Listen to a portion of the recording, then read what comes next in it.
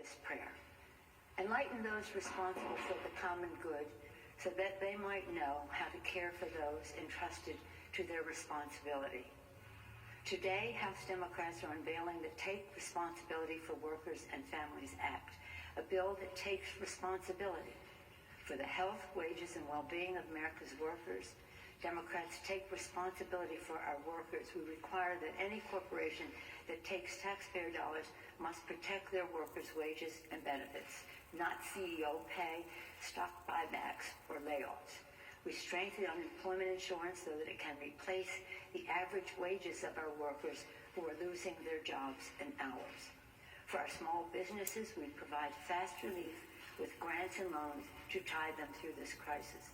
For our doctors, nurses, healthcare workers, and first responders in hospitals and other health institutions, we provide desperately needed funds to care for those who are sick and to ensure that our providers have personal protective equipment, PPE, that they need.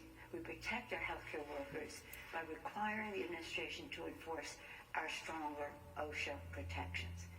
For our families, we give direct payments to America's families in a robust way and strengthen the child tax credits and the earned income tax credit. We give more workers the security of guaranteed paid family and medical leave, including those caring for our seniors. And we make the coronavirus treatment free for the patient.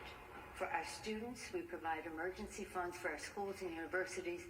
We help current borrowers with their student debt burden and the GI Bill benefits. We bolster SNAP and other initiatives to address food insecurity. For our democracy, we ensure that states can carry out this year's election and require early voting and vote by mail. I'm grateful to our committee chairs and members for their extraordinary leadership and work for America's workers and families. The Senate Republican bill put corporations first, but because of the insistence of Leader Chuck Schumer and Senate Democrats, progress has been made. We urge the Senate to move closer to the values in the Take Responsibility for Workers and Families Act. We must be bold and forward-looking in our thinking.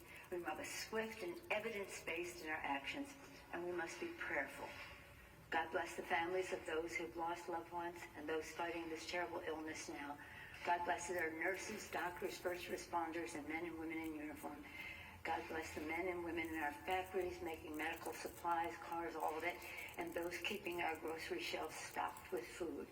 God bless the scientists racing to find a cure.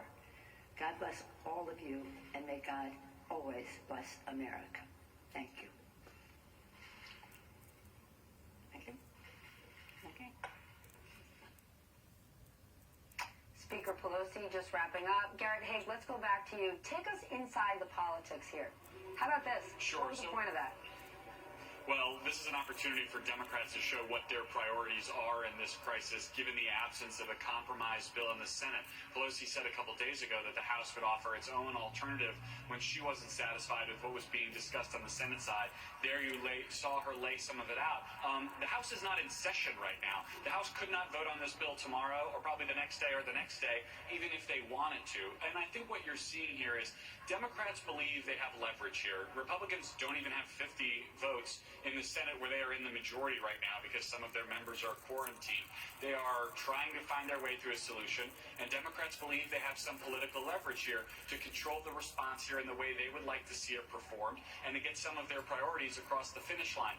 There is a political danger of overreaching here, and I think that's what you're seeing play out on the Senate floor, where Democrats are being criticized for things like including cancellation of student debt, which you could argue is not a part of the coronavirus crisis. Things like you heard the speaker there talk about election security and vote by mail, which is a very interesting issue for all of us who've been covering the connection between the virus and electoral politics, but arguably not an urgent crisis in March.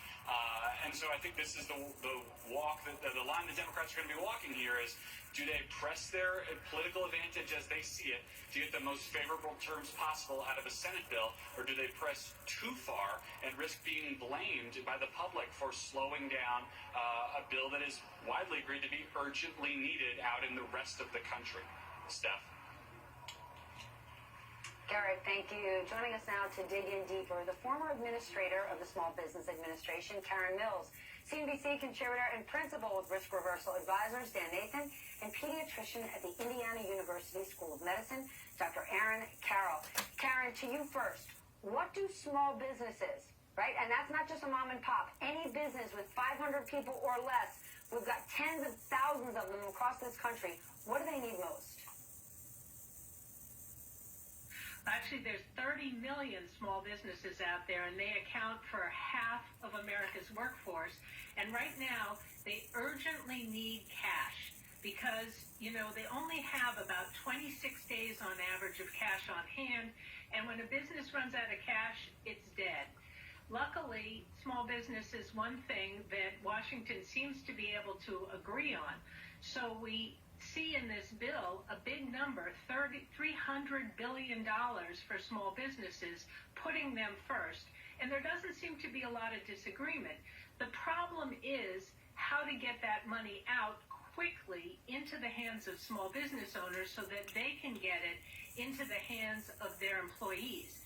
And right now, the devil's going to be in the details on this one, because if we send it out through banks, they probably can't move fast enough. How can we get it out quicker using fintech, Square, maybe American Express credit cards? We need the payroll companies to buy in. Right now, I think we need the private sector to step up, and I'm working with a number of them to get deployment solutions so that these small businesses can get the money this week and next week. I talked to small businesses all this week. Their sales are down 80%. And they have to lay off those people because they can't afford it. They're not going to pay their rent. And we need them to survive here, because the thing that can really crush the economy is if we lose all these businesses and then we need to restart them. That's a much slower process. We had a slowdown in the recovery after the last recession because we lost so many small businesses. In this case, we hope demand will come back.